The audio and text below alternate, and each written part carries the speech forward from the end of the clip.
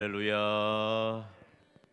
오늘 3부 예배에 하나님의 크신 은혜가 예비된 줄 믿습니다. 믿으십시오.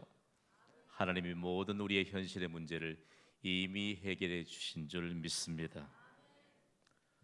여러분은 이런 사실을 아십니까?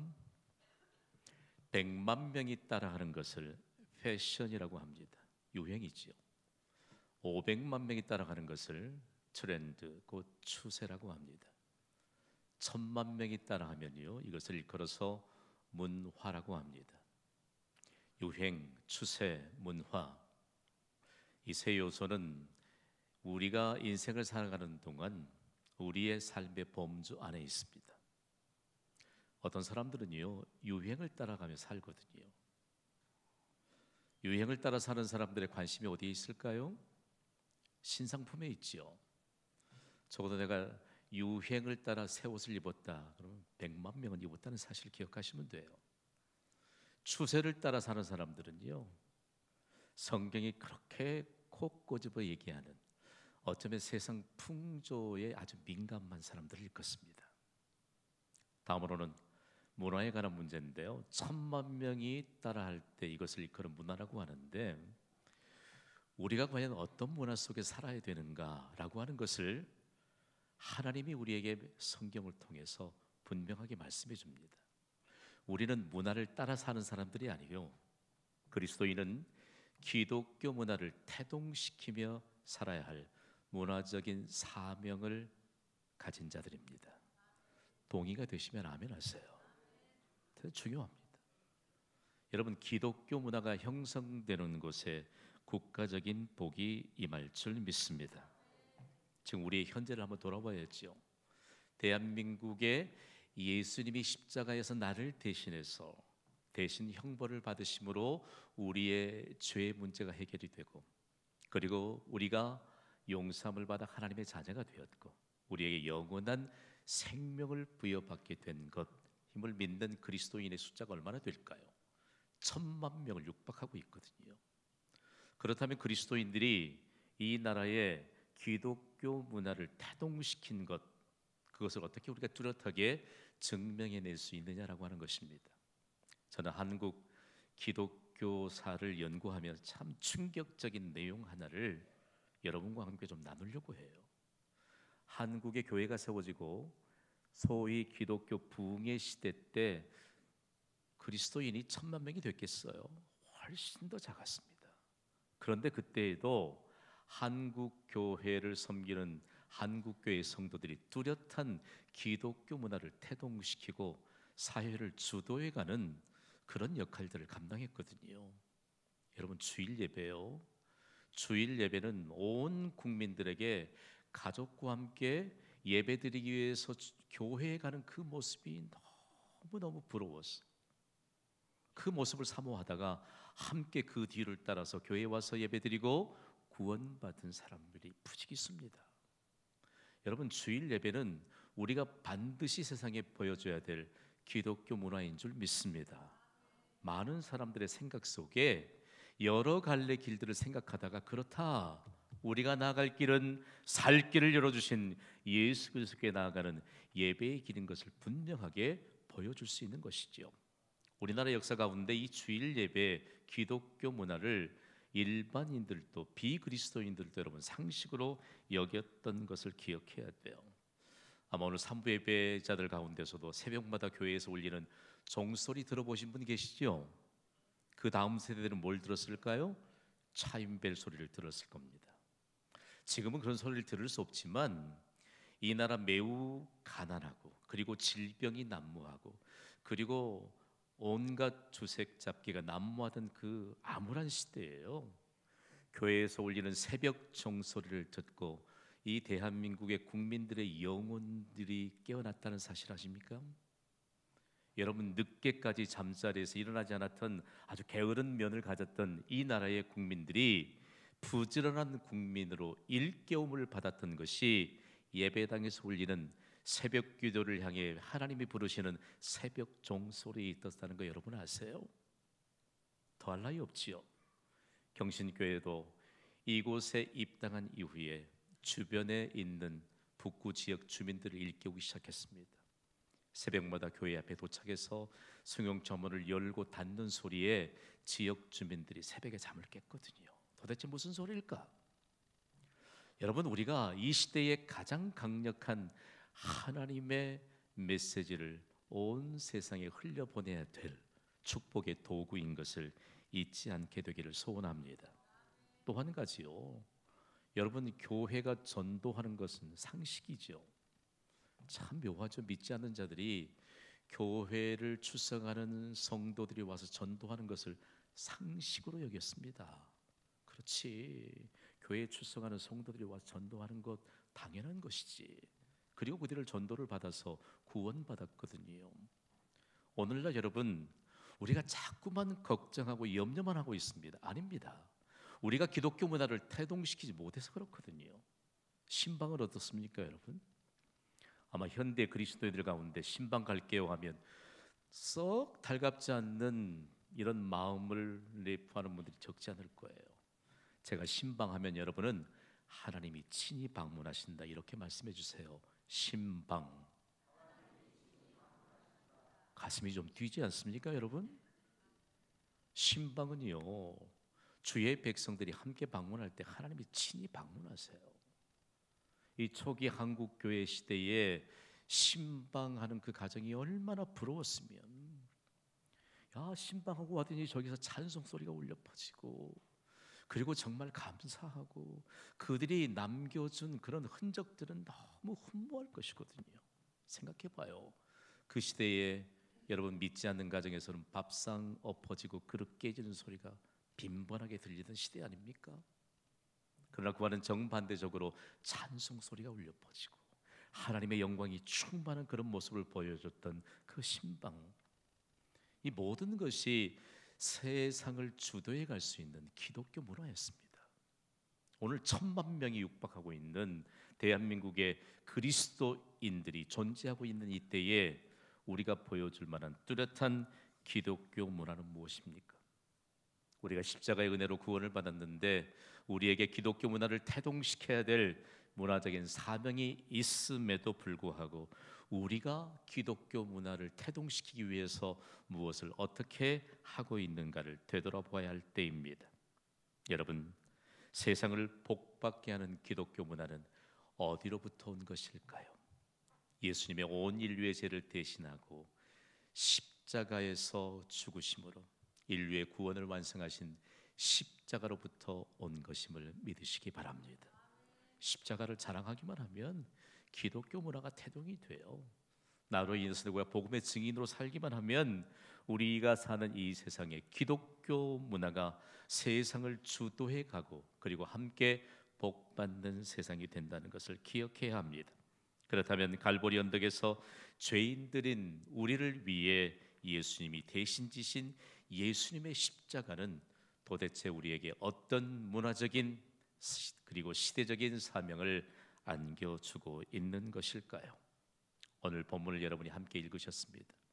그랬더니 어떤 상황들이 여러분에게 빨려 들어옵니까? 예수님이 십자가에 못 박히실 때 일어난 사건들이 역사적인 사실이라는 것입니다. 그리고 이 역사적인 사실들을 친히 목도했던 자들로 인해서 복음이 전해지고 이 땅에 기독교 문화가 태동되어서 전 세계로 확산되기 시작했다는 것입니다. 너무 상세하게 예수님이 십자가에 못 박히실 때 일어났던 사건들이 기록되고 있습니다. 어떤 일들이 일어났나요? 온 땅에 어두움이 임하였습니다. 몇 시간 동안이요? 3시간 동안이요. 성경을 보면 낮 12시부터 오후 3시까지는 가장 해가 밝은 빛을 발하는 시간 아닙니까? 그런데 어떻게 예수님이 십자가에 못 박혀 계시는 3시간 동안 앞뒤를 분간할 수 없는 칠흑 같은 어두움이 임하였을까요? 사람들은 그 3시간 동안 여러분 온갖 두려움에 휩싸였습니다. 그 누구도 사람으로서는 그 두려움을 제거할 만한 방법이 없이 꼼짝할 수 없을 만큼 두려움에 떨었습니다. 여러분 3시간 적은 시간 아니지요? 우리 가운데 담대해 보여도 치과에 가서 그 의자에 앉혀놓기만 하면 그냥 떠는 사람들 많을 거예요. 몇 초 동안만 기계음이 들리고 부딪히는 이 순간 얼마나 그렇죠. 그런데 3시간 동안 그들은 예수 그리스도를 고소하고 그리고 조롱하고 그리고 예수님이 죄인이 아님에도 불구하고 못 박으라고 외쳤던 그들은 칠흑같이 어두운 3시간 동안 하나님의 초자연적인 역사를 통해서 하나님 앞에 두려워 떨었다는 사실입니다. 그리고 그들은 미리 어쩌면 영원토록 고통받고 두려움에 떨어야 될 지옥의 형벌을 경험했다는 사실을 기억해야 합니다. 어떻게 대낮에 해가 빛을 잃고 밤도 아닌데 분간할 수 없는 이런 어두움이 임하였을까? 그들의 잘못을 하나님이 드러내 주신 것이고, 그리고 구체적으로 동시에 예수님만이 의로운 분이신 것을 하나님이 꼼짝할 수 없는 상황 가운데서 보여주신 것입니다. 다음으로는요, 성소의 휘장이 한가운데가 찢어졌습니다. 성소에 있던 그 휘장이 얼마만큼 높이에 있을까요? 18m가 훨씬 넘었다고 해요. 그리고 여러 겹으로 만들어진 것이기 때문에 사람이 그 휘장을 찢을 방법이 없습니다. 그런데 하나님이 초자연적인 역사로 그 휘장을 찢어주시고 죄로 인하여 하나님 앞에 갈 수 없는 죄인들을 향해 생명의 길을 열어주신 것입니다. 지성소에 들어가기 위해 반드시 그 휘장을 걷고 들어가야 되는데 1년에 단 한 차례씩만 대제사장이 백성들의 죄를 가지고 들어가잖아요. 죄로 인하여 가로막힌 그 길을, 장벽을 예수님이 십자가에서 우리의 죄값으로 치부를 됨으로 말미암아 살 길이 열렸다는 사실들을 보여주고 있다는 것입니다. 더더욱이 동일한 현장과 상황을 기록하고 있는 마태복음과 마가복음에는 휘장이 위에서부터 찢어져 둘이 되었다, 둘로 나뉘어졌다라고 기록하고 있습니다. 하나님은 사람으로 할 수 없는 일들을 행하시는 전능자이신 줄 믿습니다. 죄 문제가 해결되면 전능하신 하나님의 은혜가 우리 모두에게 임하게 될 줄 믿습니다. 이 일들을 밝히 성소의 휘장을 찢으심으로 말미암아 우리에게 보여주신 것입니다. 다음으로는 예수님이 큰 소리를 외치시면서 숨지셨습니다. 아버지여, 내 영혼을 아버지 손에 부탁하나이다. 아멘. 이 소리를 십자가 주변에 있는 모든 사람들이 듣도록 외치시면서 숨지셨습니다. 다음으로 더 놀라운 일은요, 이방인이었던 백부장이 진실된 고백을 했습니다. 백부장은 로마의 군인들을 100명을 수하에 두었던 군대 장관 아닙니까?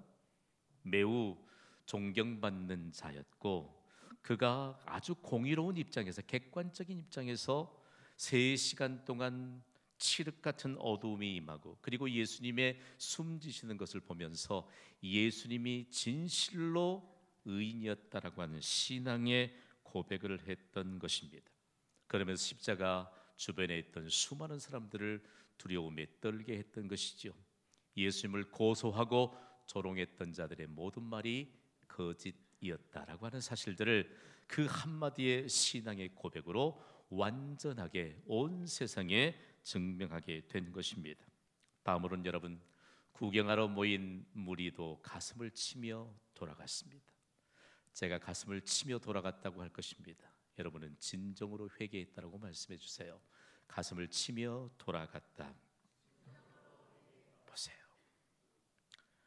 그들이 예수님을 십자가에 못 박으라, 죄가 없으신 예수님, 그리고 살인범인 바라바를 놓아주는 대신에 예수님을 못 박으라고 외쳤던 그들을 향해 백부장이 먼저 진실된 신앙 고백을 했더니 그들 모두가 진정한 회개를 갖고 이 일을 어찌할꼬 가슴을 쥐어뜯으며 돌아갔던 역사적인 현장을 보여주고 있습니다.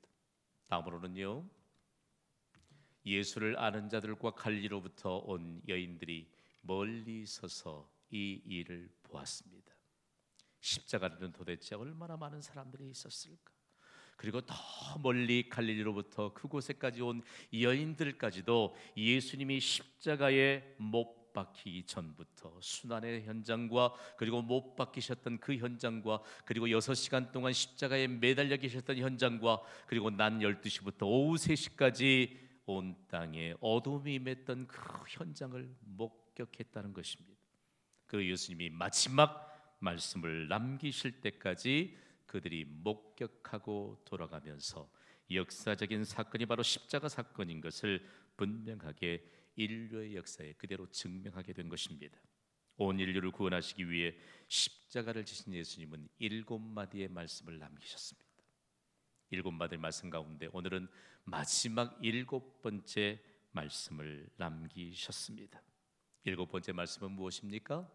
아버지, 내 영혼을 아버지 손에 부탁하나이다. 아멘. 예수님은 죄가 없으십니다.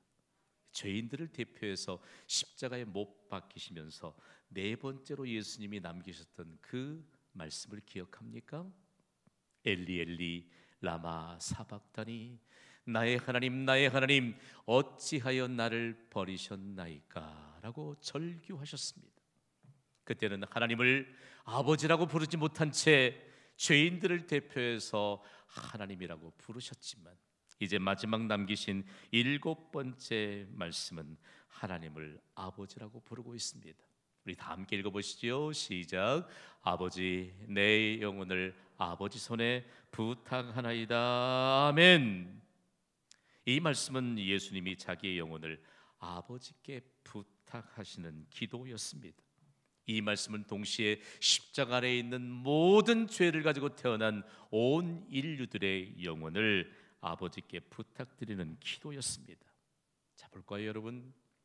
우리에게 많은 것 있습니다. 그 가운데 우리의 것을 좀 남에게 맡길 수 있지요. 그렇죠. 그러나 절대로 맡길 수 없는 것이 있습니다. 그것은 생명입니다. 자기 생명을 감히 다른 사람에게 맡길 수 있나요? 맡길 수 없습니다. 그러나 중요한 것은 생명의 근본은 우리의 영혼인 줄 믿습니다. 육체는 영원하지 않습니다. 우리가 예수 그리스도를 믿는 믿음이면 예수님의 재림 때 우리의 육체는 부활하게 될 것입니다. 늙고 병들고 죽게 되는 죄를 가진 우리의 육체 말고요, 영원토록 영원한 생명과 즐거움을 누릴 수 있는 그 신령한 육체로 우리는 부활하게 될 것입니다. 그러나 지금의 육체는 생명의 근본이 아닙니다. 이 육체는 죽을지라도 우리 죽음 이후에도 존재하는 우리의 영혼이 생명의 근본입니다. 그러므로 우리의 영혼이 바로 생명의 근본일진데 이 영혼의 주인이 누구이십니까? 이 영혼의 주인은 하나님이십니다. 우리가 건강하게 살게 해달라고 기도해야 합니다.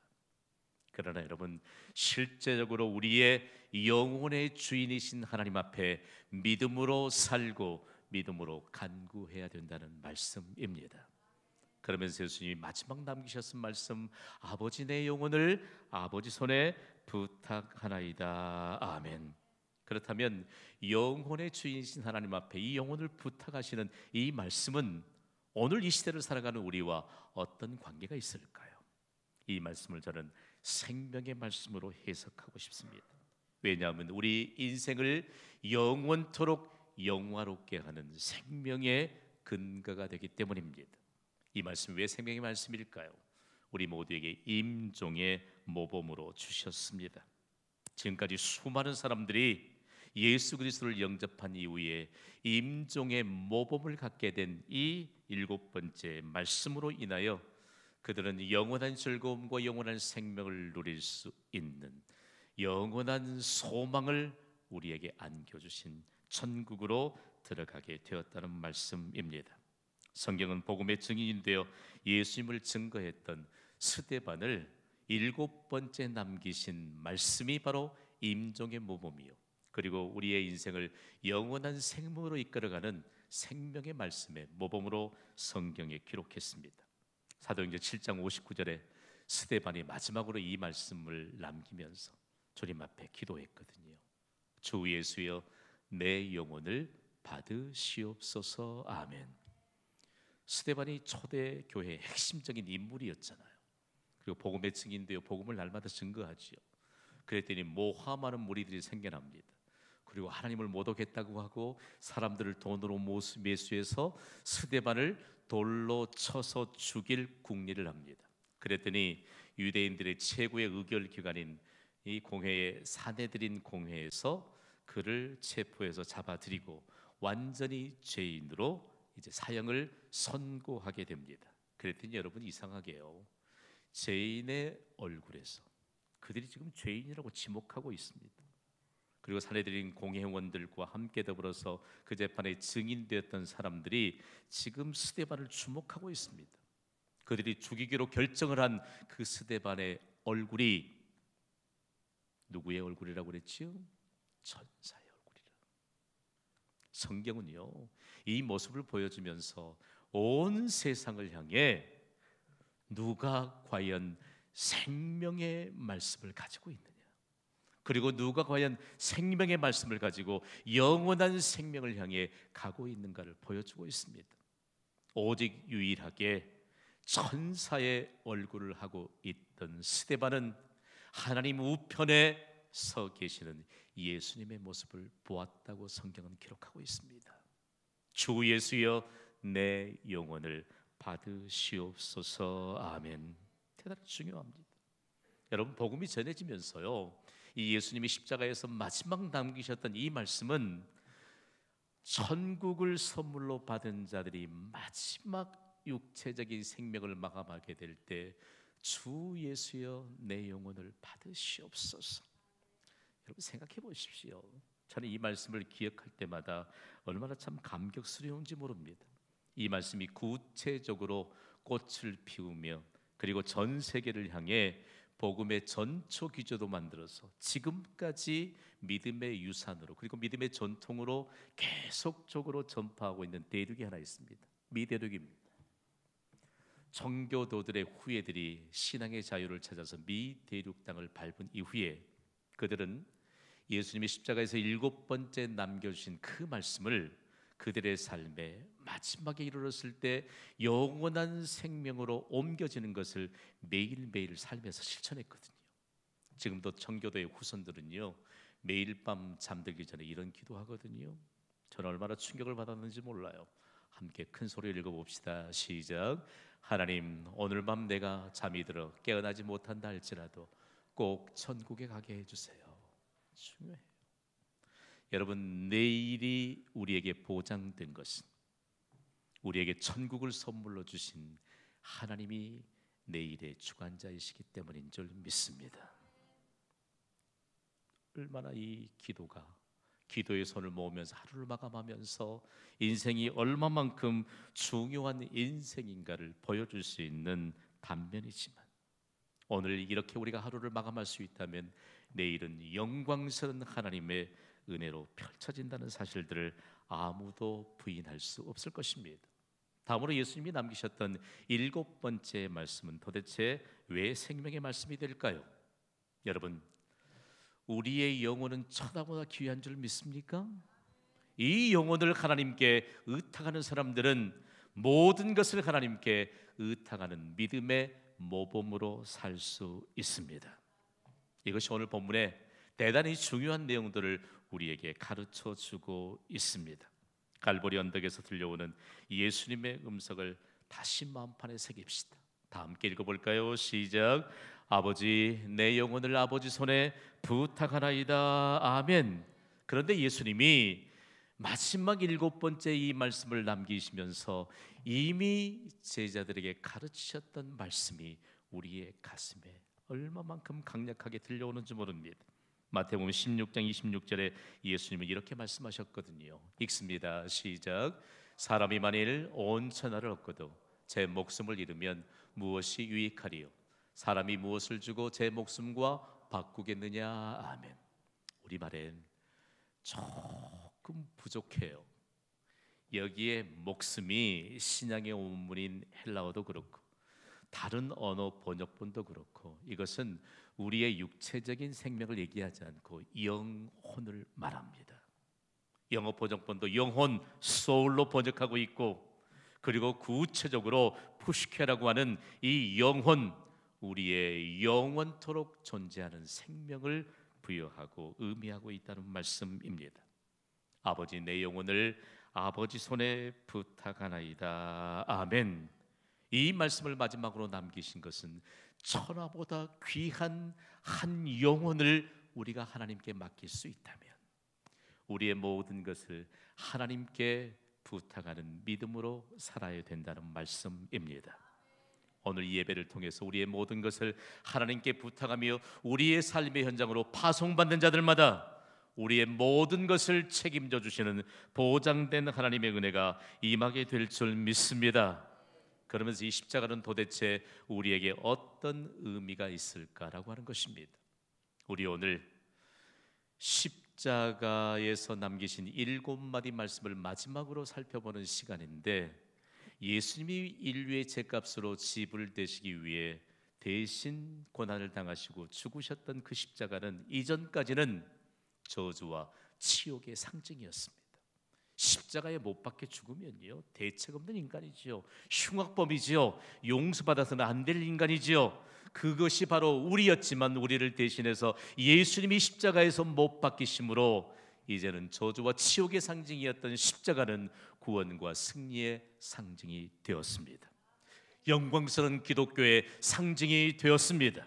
그래서 우리의 자랑은 오직 예수님께서 십자가에 못 박히신 십자가인 줄 믿습니다.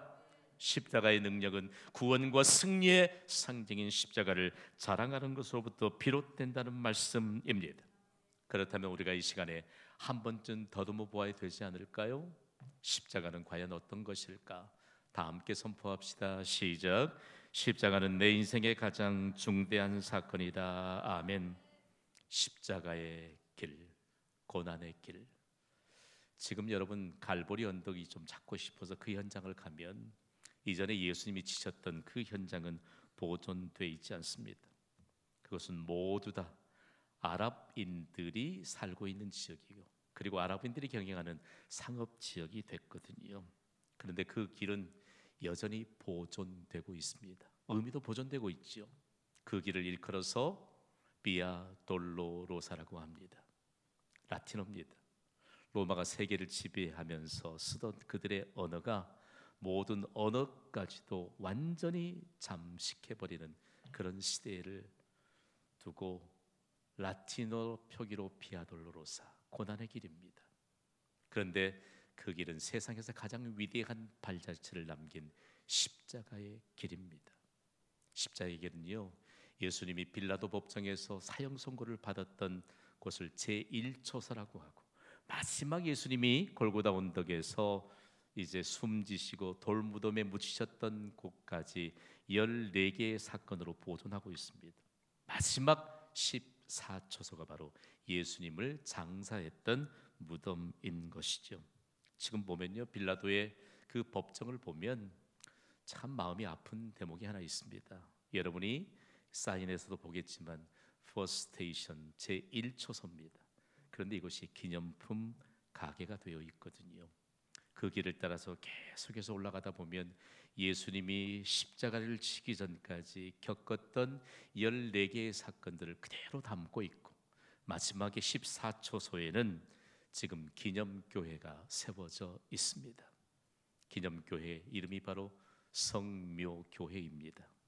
한자음을 빌어서 번역했기 때문에 거룩할 성, 묘지, 묘자 썼는데 거룩한 표지인 묘지인 것이지요. 영어권에 있는 성도들은요, 이곳에 오면 이 그들의 표기대로 정확하게 거룩한 묘지 교회라.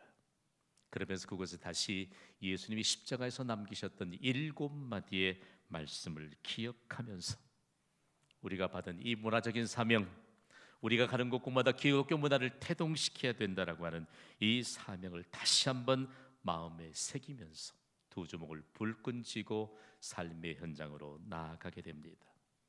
여러분, 오늘은 종료주일입니다. 사순절 기간 가운데 마지막 주일입니다. 종료주일은 기독교 역사는 물론이요, 더 나아가서는 인류 역사상 매우 중요한 사건을 기념하는 날입니다. 믿지 않는 자들도요, 종료주일을 기억합니다. 종료주일의 명칭은 어디로부터 왔을까요?